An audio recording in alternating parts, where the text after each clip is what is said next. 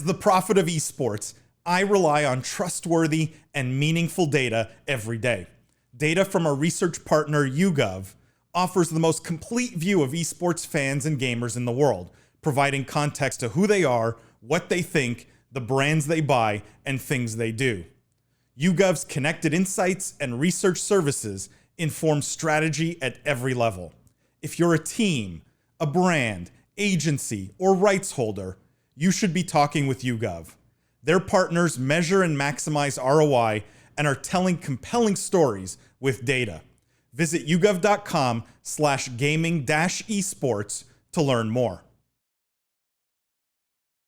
And I want to start with sort of a serious, I guess, topic. And this is EA in the news. And I thought it was interesting because I rarely see this from gaming companies. And the headline here is exclusive: EA acknowledges Battlefield 2042 failure with town hall postmortem.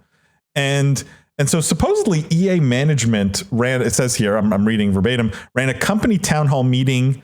This is on February 15th, so a week ago, almost to the day, giving previously unknown insight as to how the launch of Battlefield 2042 has been perceived internally by key executives.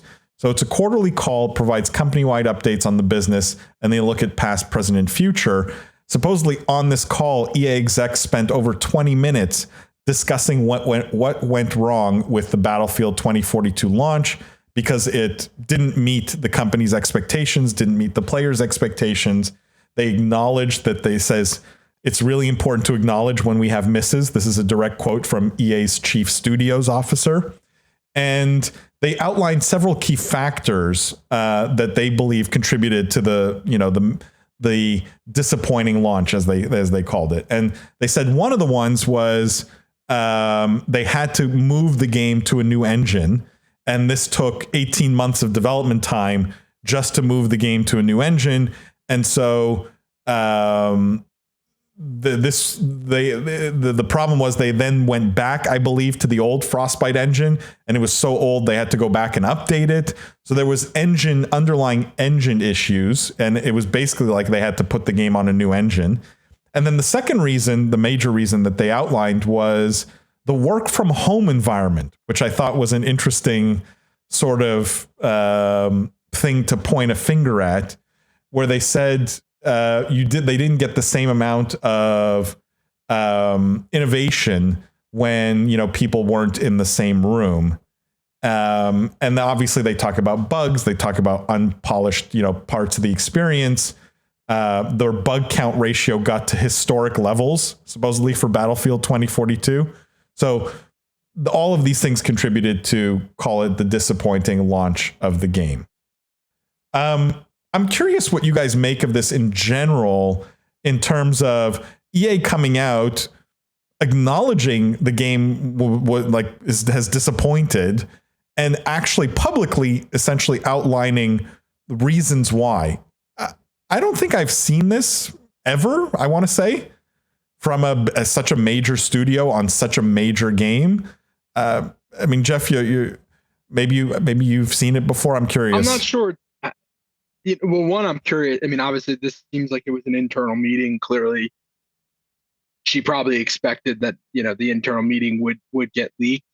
I don't know that it's that unique, because I almost chuckle, because I feel like when they botched the last Battlefield, they kind of publicly had some comments about that one too. So this is sort of a recurring theme. And then with Battlefront, they did the same thing. So DICE seems to have a pretty good record with screwing things up and then apologizing. In terms of the excuses, I mean, it's interesting to see them blame the Frostbite engine. This is now multiple games. I think Mass Effect Andromeda, Anthem, they've blamed on the Frostbite engine. And it's a bit surprising to see that, that it's still causing this many problems, particularly for DICE, because DICE is, the engine was built by DICE for Battlefield historically. So it's surprising. It's not surprising that it screwed up the BioWare games, because those games were never meant to be built on that engine. But the fact that DICE can't even work on the engine that they built for that game is a bit disheartening. The one thing that I caught in the article, that it seemed like the writer of this article was poo-pooing the fact that the game was hurt by the launch of Halo Infinite. I guess I'm curious what you guys thought about that. I did think that probably did play an impact, because if you remember, that dropped right when Battlefield launched. Having said that, the fact that the game wasn't good and there were bugs probably was the bigger cause. But I definitely think that Halo Infinite kind of just blacking out the sun during that period couldn't have helped. JB? Yeah, no, a lot to cover there, and I'm just kind of figuring out where to start. You know, for starters, I really like the town hall. I like the acknowledgement of failure. I think it saves a lot of face. You have a community that was disappointed, that you need to gear up and get excited for the next one. And there's a level of honesty there, I think, and kind of consistent with the new age of marketing, the new age of fan experience and audience, kind of communicating directly with creators and you know, wherever they're getting their content, whatever that may be. I respected the move, and I thought it was well done. Kind of one of the first times, I think, where I've heard that the work from home experience was a distraction or took away from, right? Because you hear so many companies that are thriving with that are saving on overhead, that are people that are more accessible, kind of to the extreme, and that they need to pull back from work because there's no separation and work-life balance. Especially in this industry where we're more adept, I think, and agile to embrace technology, to hop in video chats and things of that nature. So I thought that was interesting, but I've never been part of the creative process for a game, so I can't speak to that. But lastly, the one thing I disagreed with, or that I didn't care for, was blaming Halo, because that's a competitor of yours. Like that's not it's a cop out to say, oh, well, they just made such a better game. You know what I mean? Like that's the fight. That's the whole point, is to compete with them. Not to mention you have your own fans of the Battlefield franchise, the way COD has their own fans, the way Halo has their own fans. The crossover is not as great as Battlefield is making it seem. I think there's a lot of loyalty there, and people that like their games, like their titles, like that history. So kind of mixed feelings, like I said, and didn't know quite where to start, but I found myself overall, though, I do respect the communication with the community, and kind of leveraging, I suppose, the failure into the next launch and hopefully a brilliant recovery from them. Sorry, go ahead, Lindsay. Just going to add that I can't help but think about if CD Projekt Red had done this with Cyberpunk, and if that maybe would have helped that disaster abate. Would it have, in your mind? I do think it would have. I don't think it would have solved everything. I think it would have been effectively putting a Band-Aid on the dam. But the alternative is to just let the dam go and not even try.